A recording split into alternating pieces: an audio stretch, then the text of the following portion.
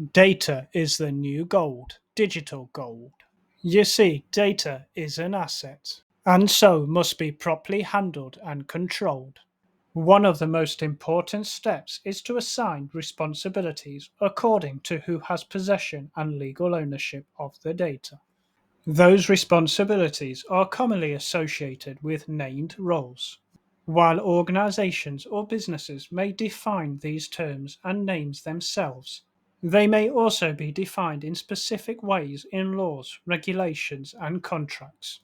In this video, I will use the common terms used to describe data ownership, starting with the most important and primary role being the data owner.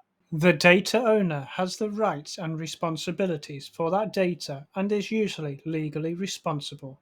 In other words, if the data was lost or the system was turned off, the data owner would be the first to raise his hand and act, while shouting, "What has happened to my data?"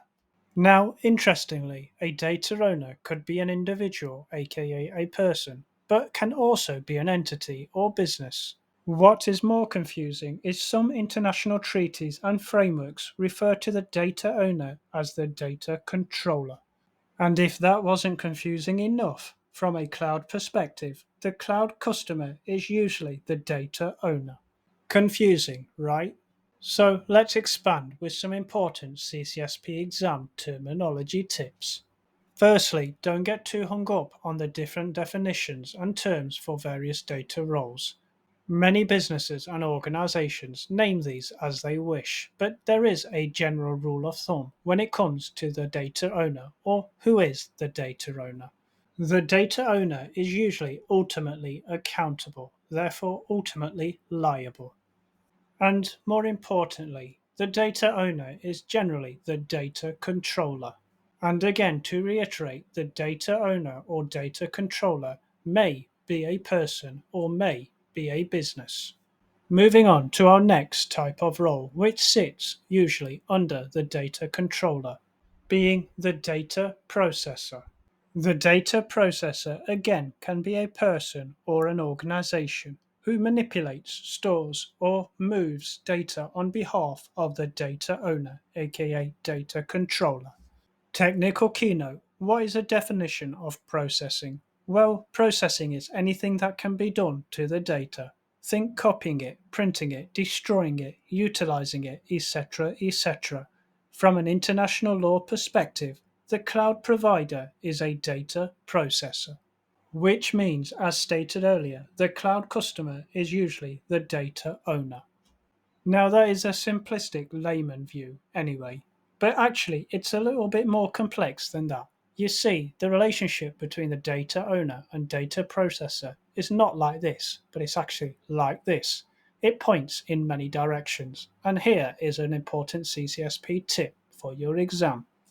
Data processors do not necessarily have direct relationships with data owners, meaning they might receive the data further down the chain. But the most important thing to remember is regardless of where the processor is in the supply chain, the data owner always remains legally responsible for the data. Now, those are what you would call the two primary roles. However, there are some more roles you may come across, which is probably important to remember for your CCSP exam. So, without further ado, let's look at these other roles. Starting with the system owner, also referred to as the business owner or project owner. The important CCSP exam note to take away is that the system owner is not necessarily the data owner. In fact, there is a clear distinction. Think of the system owner as the asset owner of a system, service, or program. Whilst they may own the underlying infrastructure, which may be physical or software related, the actual data that populates such asset is not owned by the system owner and is the data owner's responsibility. But do bear in mind that in some smaller to medium-sized enterprises, the system owner may be the data owner when such roles are not clearly defined or large enough to be defined.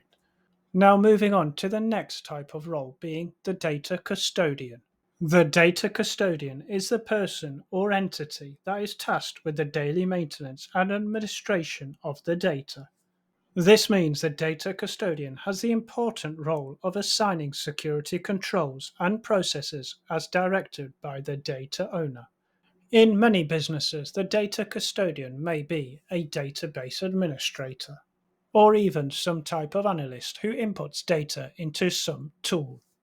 Now, going back to the two primary roles, the data controller and data processor, which under the GDPR, General Data Protection Regulation, describes what the data owner and data processors are, as well as the data protection officer.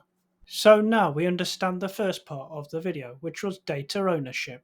In this second part of the video, we shall discuss the data inventory, which is split into two types, being data categorization and data classification. So let's start with data categorization. And in order to understand how to categorize data, the data must be understood in terms of its usage by the business. And the best person for this position would be the data owner. Now, it is important to note that there could be a number of different ways to categorize data. One such way might be through regulatory compliance, for example, PCI DSS, GLBA, SOX, HIPAA, etc., etc. And in relation to Europe, GDPR. But that's not the only way. The other ways to categorize data might be internal to the business, and specifically business functions or business units, to which another sublevel might be through business projects.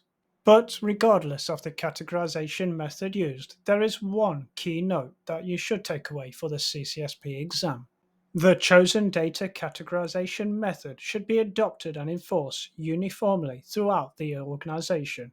This will avoid ad hoc categorization, which can lead to many problems. And finally, the last type of action is known as data classification. And again, you guessed it, the data owner has the responsibility of classification. And just like categorization explained earlier, the classification approaches could be multiple depending on the business. Such types of classification might include based on sensitivity, which is a classification model used by the US military, where data is assigned a classification based on its sensitivity. Another classification approach might be by jurisdiction, aka the geophysical location of the source or storage point of the data, which might have a significant bearing on how that data is treated and handled. Which leads us to the criticality component, which is where the data is deemed critical to the organization's survival. And how this is done through the use of business impact assessments, BIAs, was mentioned in my previous video, which I have linked here and now on your screen. And to conclude this video and tie this all together, the most important thing around data and data management is to have data policies around all the aspects of data management, from classification, mapping, labeling, data flows, discovery, and even analytics. In a part 2 video on data, we will deep dive into these, but for now that covers data ownership and inventory. Thank you for watching today's video. I hope you enjoyed the content as much as I enjoyed creating it.